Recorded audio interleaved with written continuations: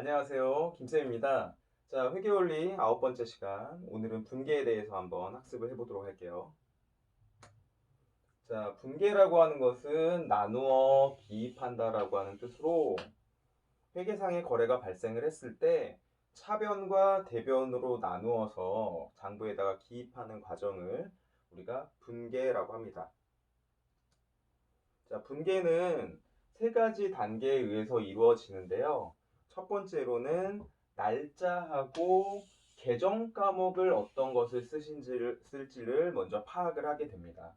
어떤 계정 과목으로 쓸지 파악을 하게 되면 이 계정 과목을 차변에 쓸지 대변에 쓸지, 두 번째로는 계정의 위치를 정해야 돼요. 그리고 나서 날짜와 계정 과목을 기입했으니 이제 나머지 한 가지가 남았겠죠. 금액을 얼마를 기입할 것인지를 파악해서 금액을 기입하면 됩니다. 네, 예를 한번 들어볼게요. 자, 3월 1일 날 현금 50만 원을 출자해서 영업을 시작했어요. 자, 출자라고 하는 건 뭐냐면 우리가 기업을 시작하려면 기업에 미천이 되는 자본금이 있어야겠죠. 그 자본금을 기업으로 내놓는 것을 우리가 나올 출자, 자본금 할 때 자자에서 출자한다라고 합니다. 쉽게 얘기해서 사업을 시작하기 위해서 내가 가지고 있던 돈을 기업에 내놓는 거게 되겠죠. 자, 그러면 우리가 아까 3단계에 의해서 첫 번째 날짜는 3월 1일입니다. 그 다음 계정 과목을 파악해야겠죠. 계정 과목은 일단 현금이라고 하는 게 보이네요. 현금을 내놨으니까 기업에 현금이 증가하게 되겠죠. 그리고 자본금을 내놓은 거니까 자본금이 증가하게 되겠죠. 계정 과목 두 개를 찾았네요. 현금하고 자본금이라고 하는 계정 과목 두 개를 찾았네요. 그럼 이 계정 과목의 두 번째 위치를 파악해야겠죠. 자, 현금은 기업에 현금을 내놨으니까 기업에 현금이 증가하겠죠. 그래서 자산의 증가로, 자산의 증가는 우리가 거래 8요소 할 때 배웠었죠. 자산의 증가는 차변에다가 기입을 하게 됩니다. 그렇죠? 날짜 기입하고 현금은 차변. 그 다음 두 번째, 자본금이라고 하는 것은 기업에 자본금을 내놨으니까 자본이 늘어났겠죠? 그래서 자본의 증가로서 대변에 기입하게 됩니다. 그리고 나서 세 번째 단계, 뭘 기입하면 되죠? 50만 원이 현금이 증가했고 자본금도 역시 50만 원이 증가했기 때문에 이렇게 금액까지 기입을 하게 되면 분계가 끝나게 되죠. 간단하죠?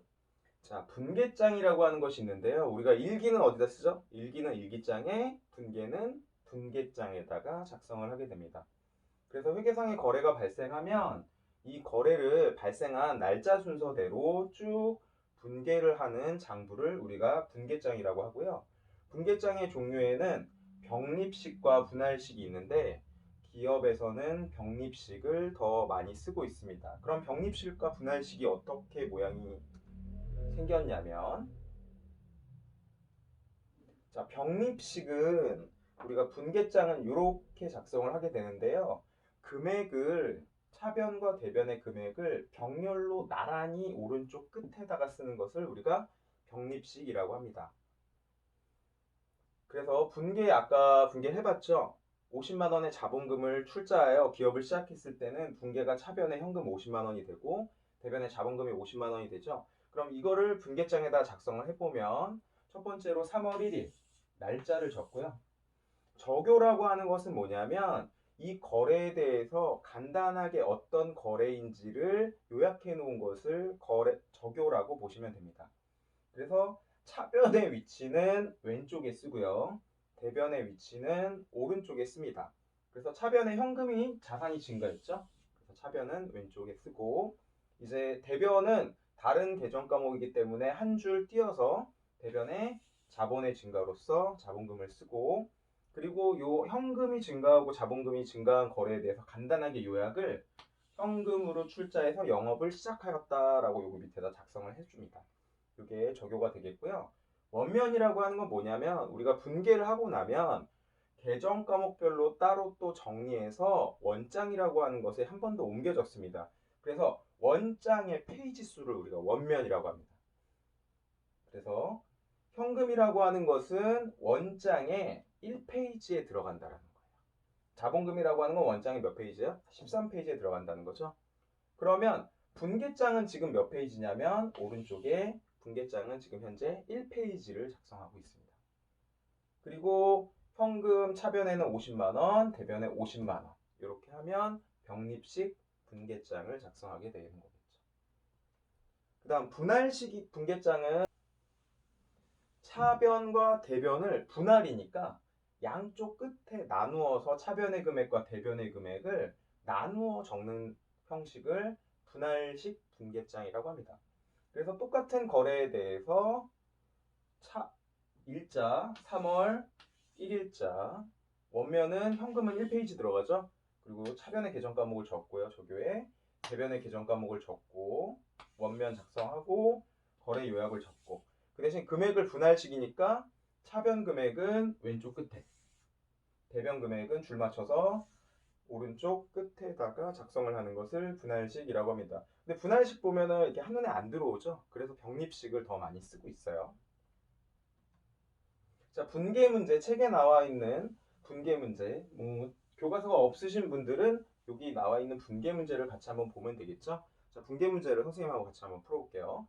자, 3월 1일 현금 50만 원을 출자해서 영업을 시작하다. 첫 번째 단계 3월 1일이구나. 날짜 기입하고 계정 과목 현금하고 자본을 내놨으니까 자본금이 되겠죠. 그러면 계정의 위치, 현금 자산이 증가했으니까 현금을 차변에 쓰고 자본금이 증가했으니까 대변에 자본금을 쓰고 자, 요 분계 선생님 지금 분계가 잘 안 돼요. 걱정하지 않으셔도 돼요. 지금은 분계를 하는 방법에 좀 더 집중을 하시면 됩니다. 왜냐하면 우리가 아직 계정 과목을 배우지 않았기 때문에 이게 왜 현금인지 이게 왜 자본금인지는 지금 한눈에 들어오지는 않을 겁니다. 그래서 계정 과목을 선생님이 알려드릴 테니까 3단계에 의해서 분계를 하는 방법을 좀 많이 연습을 해보시면 될 것 같아요.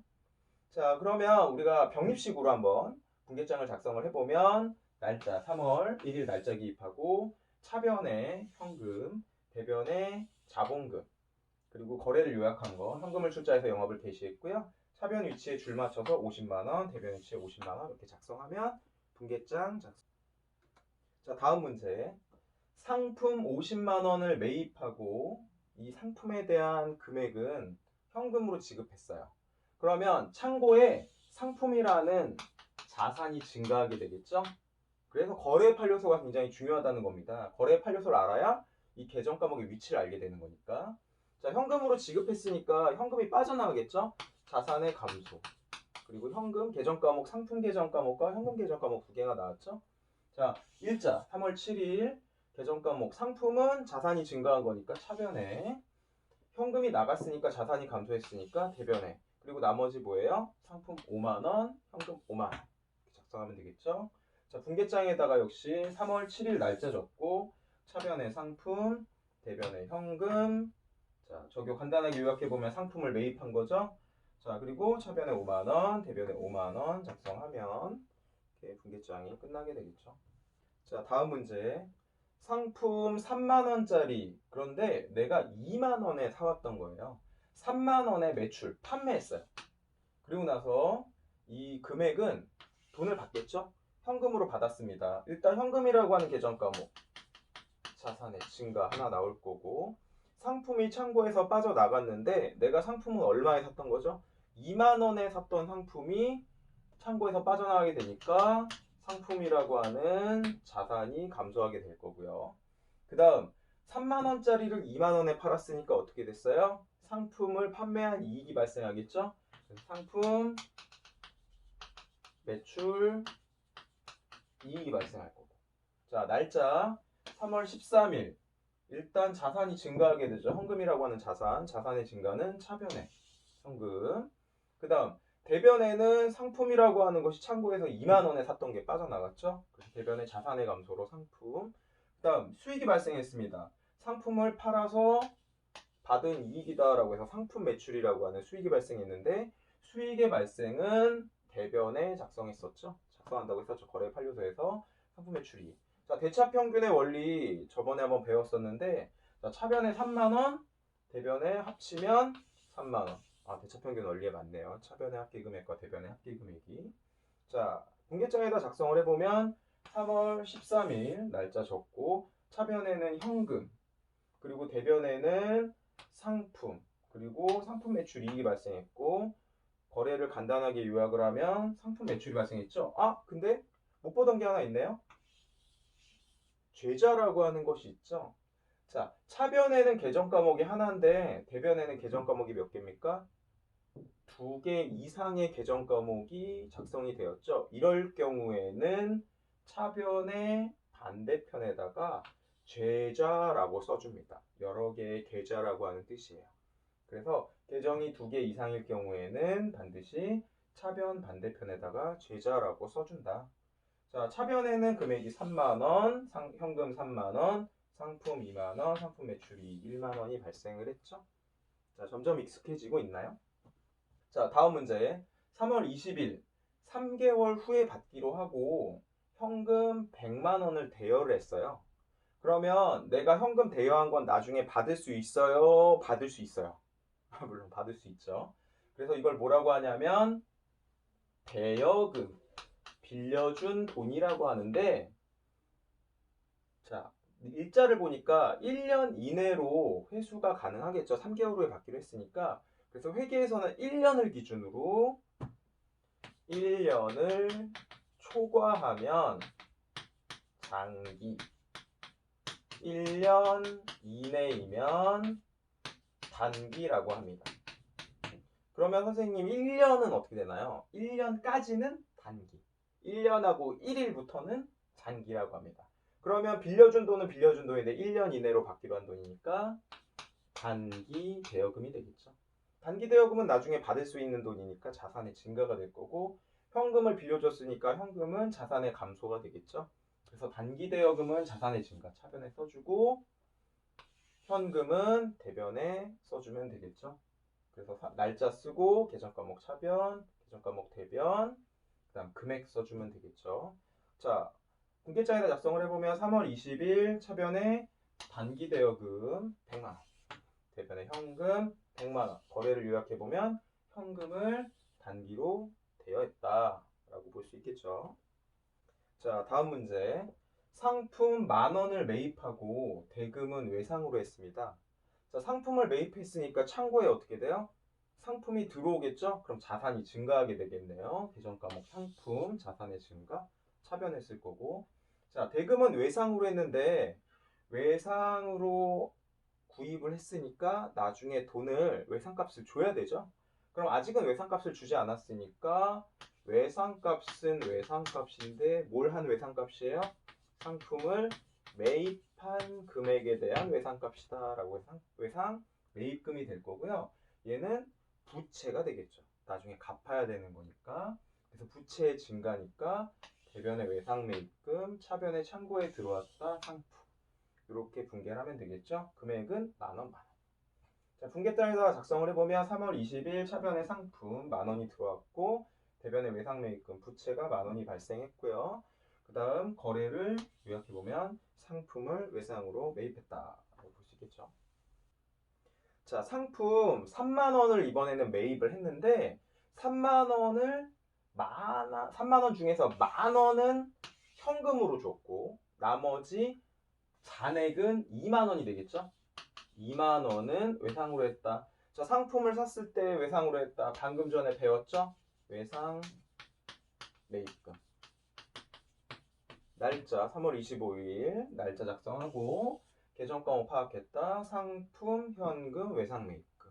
자, 상품은 창고에 들어왔으니까 자산의 증가 차변에다가 써주고 현금은 줬으니까 자산이 감소했겠죠? 현금 대변에 만원. 그 다음에 나머지 잔액 외상 매입금 부채라고 했었죠? 부채가 증가했으니까 외상 매입금 2만원.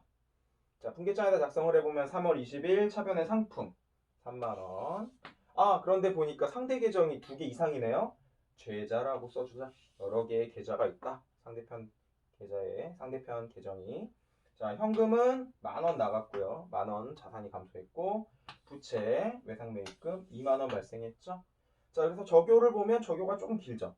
상품을 매입했는데 일부는 현금 지급했고 일부는 외상으로 처리하였다라고 이렇게 거래를 요약해놨죠.